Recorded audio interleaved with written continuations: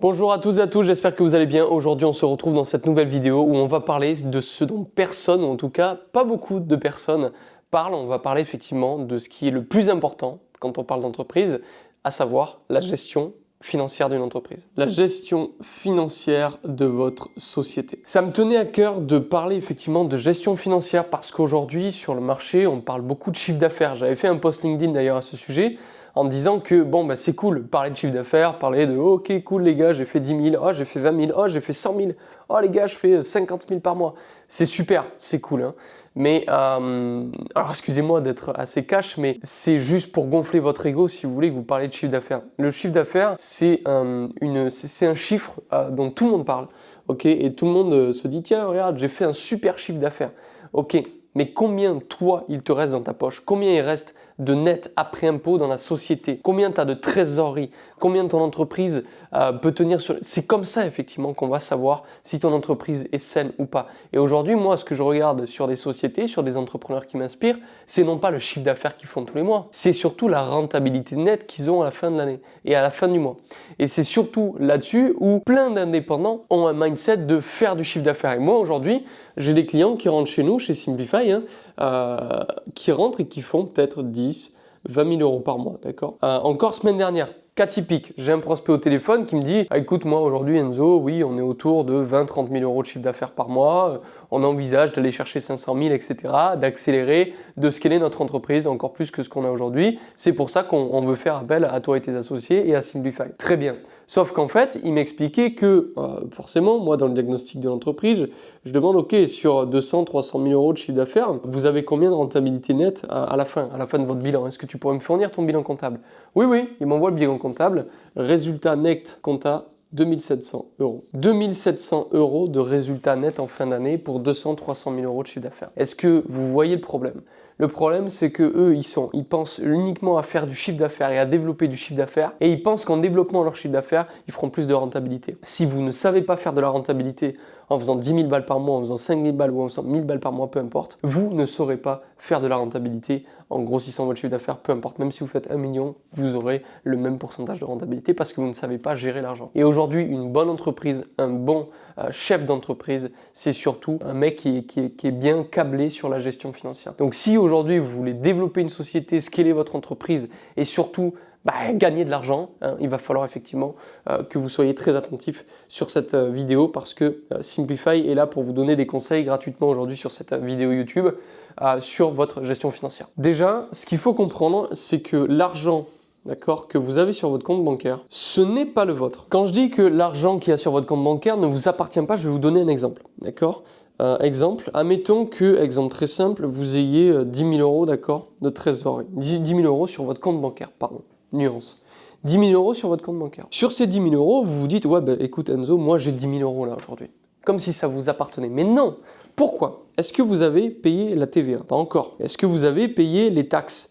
Donc à savoir, si vous êtes en société, moi par exemple je suis assujetti à l'IS à 15% puis 25% à partir d'un seuil de chiffre d'affaires. Vous avez les charges patronales quand effectivement vous décidez de vous reverser un salaire, d'accord? Vous avez, après avoir payé la TVA, après avoir payé les taxes, vous avez forcément les charges fixes, d'accord, à payer, les charges variables, ok? Il peut y en avoir plusieurs, donc je vais mettre un S. Charges fixes et variables. Les charges fixes, ça va être tout ce qui est communication, marketing, setter, closer.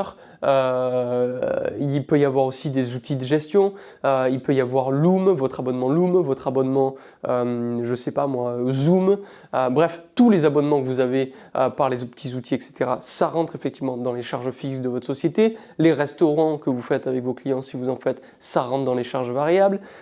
Tout ce que vous dépensez. Donc vous dites aujourd'hui, oui, j'ai 10 000 balles sur le compte. Mais non, parce que vous n'avez pas retiré ça encore. Donc en réalité, tu les as à un instant T, mais ils ne t'appartiennent pas parce que tu dois de l'argent. Vous voyez ce que je veux dire? Et c'était important pour moi de faire cette vidéo aujourd'hui parce que la plupart des gens qu'on accompagne et avec qui je discute, ils n'ont aucune gestion financière. Quand je dis qu'ils n'ont aucune gestion financière, c'est qu'ils n'ont aucune parfaite clarté sur combien rentre, combien de sortent. Ah ouais, je fais 10 000 euros de chiffre d'affaires. Ok, tu dépenses combien? Oh, approximativement 3 000. Ouais, peut-être à peu près comme ça. Comment ça, à peu près comme ça? Est-ce que vous avez une clarté parfaite sur ce qui rentre, sur ce qui sort, le pourcentage de rentabilité, la marge que vous avez? Non, ils en ont pas. Et alors aujourd'hui, si vous regardez cette vidéo, c'est très certainement que vous aussi, vous n'avez pas de clarté parfaite sur votre rentabilité et surtout votre gestion comptable. Parce qu'en réalité, la seule chose sur laquelle vous regardez, donc les seuls critères qui vous intéressent aujourd'hui, c'est votre chiffre d'affaires mensuel, contractualisé et encaissé, et le chiffre qu'il y a sur votre compte bancaire, d'accord? Donc l'argent qu'il y a sur votre compte. C'est tout ce que vous regardez aujourd'hui, mais vous ne devez pas regarder ça parce que ce sont des mauvais indicateurs. Et encore une fois, je le répète, si tu ne sais pas aujourd'hui gérer 1000 euros par mois ou 10 000 balles par mois, ça sert à rien de dire non, mais Enzo, écoute, moi je vais scaler, je vais faire plus de chiffres et de toute façon, je vais augmenter ma rentabilité. Non, faux. Si tu ne sais pas gérer 10 000 balles, tu ne seras pas gérer 100 000 balles par mois. Donc maintenant que vous avez compris l'importance, d'accord, d'avoir une bonne gestion financière en tant qu'entrepreneur, je vais vous parler effectivement des critères quelque part et des choses qui sont hyper importantes, d'accord, sur lesquelles vous devez vous baser. La première chose que vous devez impérativement avoir, c'est un rapport de comptabilité. D'accord. Que vous soyez en micro-entreprise parce que vous n'êtes pas encore passé en société, peu importe, ou que vous soyez en société et même si vous avez un comptable, vous devez avoir un rapport de comptabilité, ce qui vous apportera une clarté parfaite sur les entrées que vous avez, d'accord, et les sorties que vous avez, ok, où rentre l'argent et où sort l'argent. Et bien évidemment, vous devez avoir votre bénéfice, d'accord? Sur les entrées et sorties d'argent, vous devez également avoir du coup le bénéfice de tout ça.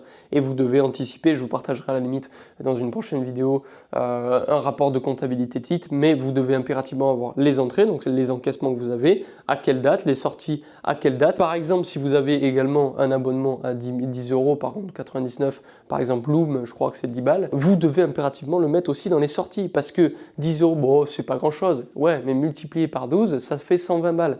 120 balles multiplié par 3, 4 logiciels, ça fait 500 balles. Et tout ça accumulé, ça fait effectivement une différence de 1000, 2000, 3000, 5000 euros peut-être à la fin de votre année sur votre résultat comptable. Donc vous devez mettre impérativement toutes les entrées et toutes les sorties de votre entreprise. Et bien évidemment, avoir une clarté parfaite sur le bénéfice que vous faites tous les mois. De cette manière-là, et là, quand je parle des entrées et des sorties, vous regardez votre compte bancaire, vous regardez les écritures, vous regardez ce qui est sorti, ce qui a été encaissé. Je ne veux pas que vous mettiez « Ah oui, il y a une hypothèse, là, je pense que ça devrait rentrer. » Non. Là, on se base sur du réel. Qu'est-ce qui est réellement entré? Qu'est-ce qui est réellement sorti? Et quel est le réel bénéfice que j'ai fait aujourd'hui à date? D'accord? Parce que ouais, je risque de recevoir un paiement. Pour l'instant, tu l'as pas reçu. Quand tu l'auras reçu, tu le mettras. Pour l'instant, on n'en parle pas, il n'est pas là. Une fois que vous avez du coup un rapport de comptabilité, du coup un outil qui vous permet d'y voir parfaitement clair. Vous devez effectivement, ça c'est le deuxième prérequis, d'accord, pour avoir une entreprise saine financièrement, c'est construire une trésorerie. Alors, pourquoi je vous dis effectivement aujourd'hui et je vous suggère de construire une trésorerie dans votre société? Parce qu'aujourd'hui, vous vous dites « Ouais, mais j'ai très peu de frais, moi je me verse un petit salaire, etc. » J'ai beaucoup de clients qui raisonnent comme ça. Sauf que, est-ce que toutes les entreprises aujourd'hui pouvaient prédire le Covid? Personne ne pouvait prédire le Covid. Pourquoi il y a certaines entreprises qui n'ont pas survécu post-Covid? Parce qu'elles n'avaient pas de trésorerie suffisamment solide. Donc qu'est-ce qu'elles ont fait? Elles ont pris des emprunts, d'accord, que l'État a mis en place. Et après, ça leur a permis effectivement d'avoir un coussin pour survivre pendant quelques mois, quelques semaines. Et puis après, elles sont mortes parce qu'elles ne pouvaient pas rembourser l'emprunt et parce qu'elles n'avaient pas de trésorerie suffisamment importante. Donc, tout ça pour dire que je ne souhaite pas qu'il y ait un autre Covid demain, mais ce que je veux dire, c'est que vous devez comprendre qu'il y a des imprévus, comme le Covid qui était imprévu pour beaucoup d'entreprises, pour tout le monde d'ailleurs. Il y a des imprévus. Demain, vous devez vous déplacer absolument parce que vous avez une opportunité à saisir. À Dubaï, j'en sais rien, il y a un mastermind, il y a un truc hyper important, une formation, ça coûte 6000 balles, faut y aller. C'est un imprévu. Vous ne l'aviez pas prévu. Mais en tout cas, votre trésorerie vous permet d'investir dans ça. Vous avez une variation du chiffre d'affaires. Un closer qui se barre, les ads qui ne fonctionnent plus, j'en sais rien, votre système d'acquisition qui en baisse, vous tombez malade, vous êtes hospitalisé, c'est compliqué, vous êtes dans un cas d'urgence, ce que je ne vous souhaite pas, mais c'est un imprévu, d'accord? Une instabilité du CA, du coup, imprévu. Si vous n'avez pas de trésor, vous faites comment pour vous payer? Si vous n'avez pas de trésor, vous faites comment pour payer vos collaborateurs? Vous ne pouvez pas. Donc, la trésorerie, avoir une trésorerie, ça vous permet d'avoir une certaine sérénité et d'avoir une entreprise qui est saine financièrement. Moi, ce que je vous conseille, d'accord, c'est d'avoir 12 mois d'avance. Et quand je dis 12 mois d'avance, c'est de payer effectivement vos collaborateurs, de payer vos charges fixes et variables et de vous payer. Et quand votre trésorerie financière, d'accord, elle est, je ne sais pas si c'est 100 000 balles, c'est 100 000 balles, si c'est 200 000 balles, c'est 200 000 balles. Mais en tout cas, vous devez calculer combien à l'année je paye mes collaborateurs, combien j'ai de charges fixes et charges variables à l'année et combien moi je me rémunère à l'année. Et vous additionnez effectivement ces trois choses et vous allez vous dire ok bon ben à l'année, au total, au global, je dépense, je sais pas moi, 150 000 euros pour mes collaborateurs, couvrir mes charges fixes et variables et me payer. Et de cette manière-là, vous savez que vous devez du coup construire une trésorerie de 150 000 euros, ce qui vous permettra de tenir et de pouvoir avoir 12 mois, donc un an, où vous êtes serein, où vous dites demain tout s'arrête, je peux survivre pendant un an. Et à partir de ce moment-là, là vous savez que vous avez une trésorerie qui est saine financièrement. Une fois que vous êtes arrivé du coup à ces 12 mois d'anticipation à travers votre trésorerie, moi ce que je vous conseille, c'est de mettre effectivement 10% de votre bénéfice mensuel et de le réinjecter tous les mois, ok, dans votre trésorerie, de manière à avoir effectivement une trésorerie qui continue effectivement de se développer et de se consolider. Troisième point que je voulais vous partager aujourd'hui, c'est vous devez impérativement comprendre, ok, ce qu'est un BFR, d'accord? BFR, c'est un besoin en fonds de roulement. Besoin, fonds de roulement. Ce que vous devez comprendre, c'est que l'argent, d'accord, il entre, il sort, l'argent circule, ok? Quand je dis vous devez comprendre votre BFR, vous devez surtout comprendre, du coup, votre besoin en fonds de roulement, ok, mensuel, et vous devez comprendre et surtout l'anticiper. Pourquoi? Je m'explique. En début de mois, vous allez peut-être payer vos collaborateurs, payer vos ads, payer le marketing, d'accord? Vous allez avoir effectivement des paiements, ok? À J+, en début de mois. Et à J+30, vous allez des fois avoir des paiements, ok? Donc vous allez encaisser, vous allez avoir des encaissements de clients et vos clients vont vous payer pendant le mois.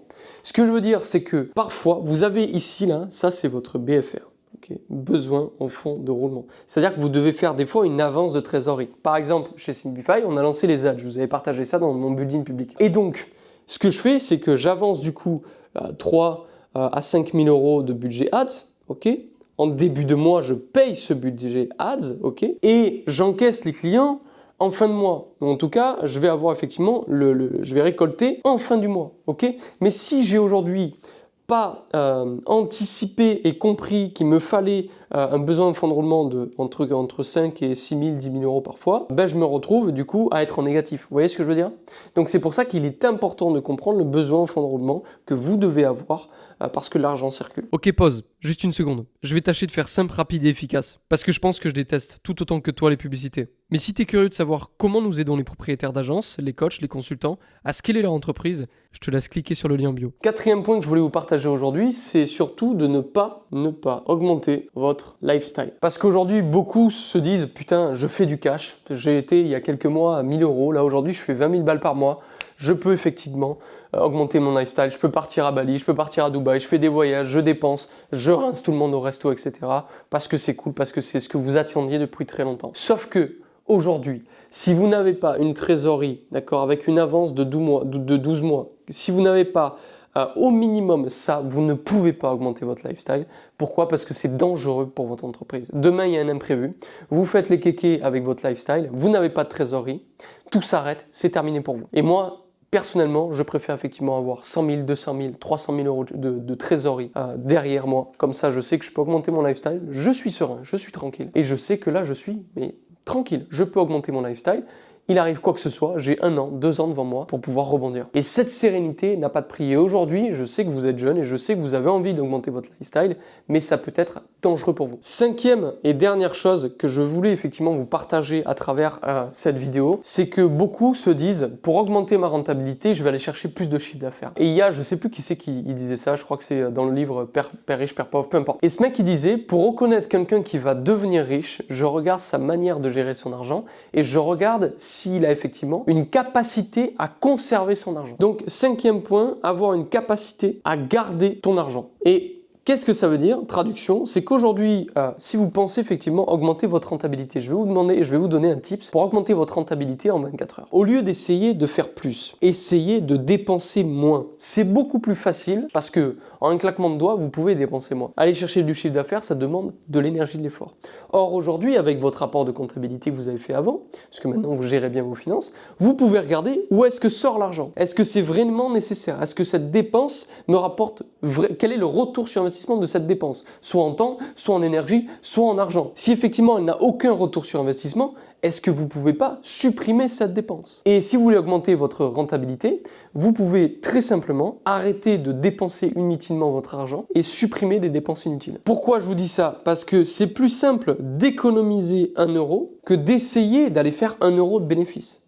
On sera tous d'accord pour dire ça. Donc, regardez aujourd'hui toutes vos dépenses et allez chercher effectivement les économies. Économisez un maximum vos dépenses. Regardez aujourd'hui, par exemple, les outils. D'accord, les logiciels, les abonnements que vous avez. Regardez ce que vous déléguez. Vous voulez déléguer, vous déléguez peut-être à un freelance. Est-ce que vous ne pouvez pas économiser? Peut-être que vous avez une CM. Combien vous payez votre CM? Quel est le retour sur investissement de ce CM? Est-ce que c'est réellement important? Est-ce que vous ne pouvez pas économiser? Votre marketing, pareil. Et vous allez faire ça pour l'entièreté de vos dépenses. Et de cette manière-là, vous allez du coup chercher à économiser un maximum vos dépenses. Et grâce à ça, vous allez donc augmenter votre rentabilité. Parce que brûler du cash, ça va très très vite. Pour brûler du cash, ça c'est hyper simple. Par contre, pour savoir économiser et augmenter la rentabilité d'une entreprise, c'est autre chose. Et je suis sûr qu'aujourd'hui, rien qu'en économisant et en faisant attention à vos abonnements, à vos outils, à vos déplacements, au restaurant, moi, c'est vrai qu'au départ, pam, restaurant, j'alignais, ouais, sauf que bon, ça sert à rien. À part pour te faire plaisir, ça ne sert strictement à rien. Et à la fin de l'année, tu baisses ta rentabilité.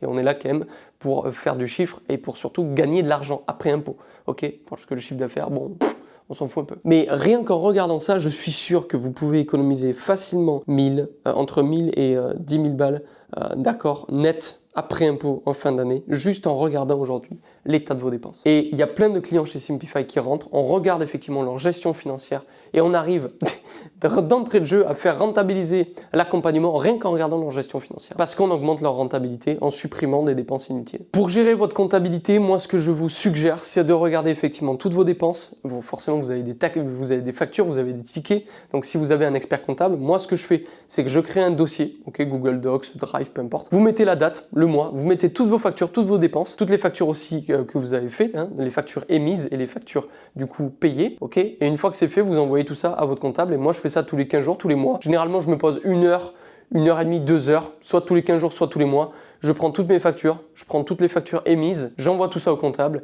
et lui, effectivement, après, il s'occupe de faire son job. Mais de cette manière-là, ça me permet de voir mon rapport de comptabilité, de voir combien j'ai dépensé, de mettre mon esprit, ma conscience dessus, de voir ce que je peux optimiser à chaque fois. Et puis effectivement envoyer tout ça tous les 15 jours, tous les mois à mon comptable. J'espère que cette vidéo vous aura été utile. Je sais que ce ne sera pas une vidéo où il y aura 1 milliard de personnes qui vont cliquer dessus et je pense que les gens qui cliqueront sur cette vidéo sont des gens effectivement qui commencent déjà à avoir une bonne réflexion et qui commencent à comprendre qu'il faut surtout bien gérer son argent et avoir une bonne gestion financière. Donc j'espère que cette vidéo sera utile et n'hésitez pas à me dire en commentaire ce que vous en avez pensé, à me poser des questions si vous avez d'autres questions par rapport à ça. Et puis effectivement, c'est la petite minute pub. Si aujourd'hui vous voulez scaler votre entreprise, Simplify est peut-être fait pour vous. Vous savez très bien qu'on est très exclusif et qu'on travaille avec une petite quantité de clients et qu'on ne fait pas du mass market et qu'on ne veut pas une quantité astronomique de clients, qu'on a la vision long terme avec eux. Donc si vous voulez postuler pour entrer sur Simplify, n'hésitez pas à prendre un appel en dessous de cette vidéo. Vous aurez appel directement avec moi, Enzo Farnay. Il n'y a pas d'équipe de closer, on n'est pas 70 000, etc. C'est pas du tout notre vocation. Voilà, merci à tous pour votre attention, pour ceux qui sont encore là et à très bientôt. Ciao, ciao.